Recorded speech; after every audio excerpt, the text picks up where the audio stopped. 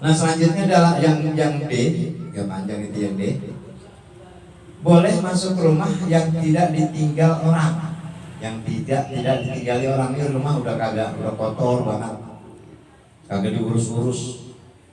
Itu biasanya kalau rumah ini, misalkan rumah mau baju rumah udah beli rumah lagi, misalkan di Kemang sana misalkan, atau di mana yang kerenan dikit, di Cinere sana yang mahalan dikit. Ini rumah kagak dipakai-pakai. Yang kalau kita ngomong, woi, lagi ada orangnya mah nggak bergema itu, tinggalin aja.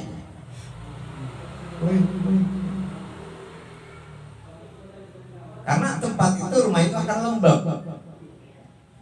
Kalau udah lembab emang udah tempatnya. Nah, tempatnya Satona atau tempatnya si Sato. Ya, Syaitonun asal katanya Satona, yang artinya ba'idun minar rahmah. Setan kenapa dinamakan setan? Itu kalau asal katanya dari kalimat Satona berarti ba'idun minar rahmah, jauh dari rahmat. Terus ada juga Syaitonun, cuman asal katanya Sato, berarti dia itu artinya kalimat Sato itu apa? Terbakar, ya, uhriko, atau apa? Tarjimu itu a'udzubillahi minasyaitonir rajim, rajimun. Apa rajimun berarti? Terkutuk. Sato itu artinya yang terbakar atau yang terkutuk. Maka ketika kita nyebut Allah, ketika kita menyebut syaitan, laknatullah alaihi. Kenapa disebut laknatullah alaihi? Karena Allah melaknat, malaikat melaknat, manusia juga melaknat. Manusianya itu al-mu'minuna. Jadi karena setan itu terlaknat oleh Allah, terlaknat oleh malaikat, terlaknat oleh orang mukmin, temannya al-kafiru laknatullah alaihi juga. Karena orang kafir itu dilaknat Allah, dilaknat sama malaikat, dilaknat juga sama manusia. Ya. Jadi manusia di situ memang di dalam Al-Qur'annya disebut an-nasu. Di tafsirannya disebut al-mu'minu. Manusia cuman manusia yang beriman. Tuh. Jadi rumah yang tidak ditinggali oleh orang, ditinggali orang, maksudnya ialah rumah yang tidak khusus ditinggali oleh suatu kaum atau ya keluarga tertentu, tetapi tersedia buat umum. Apa ya rumah yang musola berbentuk gedung rumah tuh? Nah itu lain dah tuh. Ya.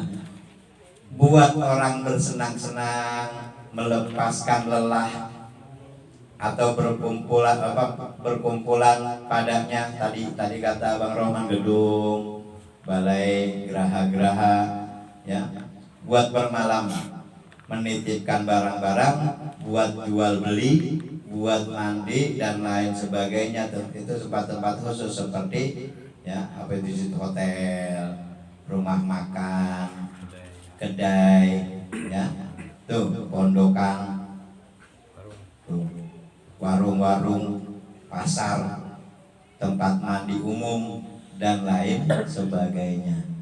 Itu bukan saya sebutin, saya hafal, bukan, itu ada di kitab soal itu. Tuh.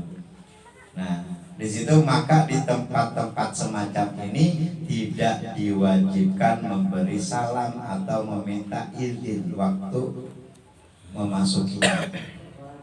Ya, dalam etika masuk ke rumah orang ya. Tapi kalau misalkan secara ada kesunahan, setiap tempat yang kita masuki salam.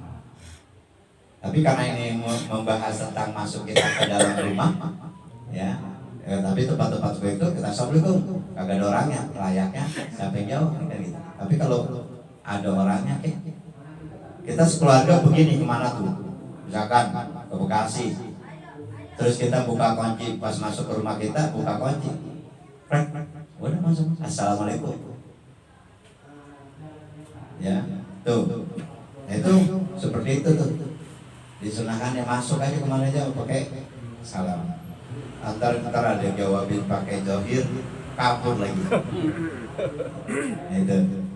Diriwayatkan bahwasanya baginda Abu Bakar As-Siddiq telah berkata, "Ya Rasulullah, sesungguhnya Allah Subhanahu wa taala telah menurunkan ayat minta izin, dan sesungguhnya kami pulang pergi dalam perdagangan kami, lalu kami singgah di kedai-kedai, maka apakah tidak boleh kami masuk kedai ke dalamnya melainkan dengan izin?" Maka turunlah ayat Al-Quran tadi, maksudnya Al-Quran yang kemarin kita baca. Maka tampaklah dari keterangan-keterangan yang telah saya pengarang ini sebutkan, ya, uraikan tadi, bahwa tujuan pokok daripada meminta izin dan memberi salam buat masuk ke rumah orang lain itu ialah supaya tertegah manusia, ya, daripada melongok dan mengintip-ngintip celah cacat orang lain, dan daripada mengetahui rahasia-rahasianya. Segala yang ditujukan dan diniatkan oleh orang yang datang berkunjung ke rumah orang-orang lain, dan segala kemauannya buat mengintip rahasia dan keaiban orang, atau dengan tujuan memfitnah, merusak dan lain niat jahat, semuanya itu walau bagaimanapun, ya, disembunyikannya niscaya diketahui oleh Allah dan akan dibalas menurut tujuan dan niatnya itu. Begitulah di akhir ayat Al-Quran tadi dengan suatu ancaman keras atas orang yang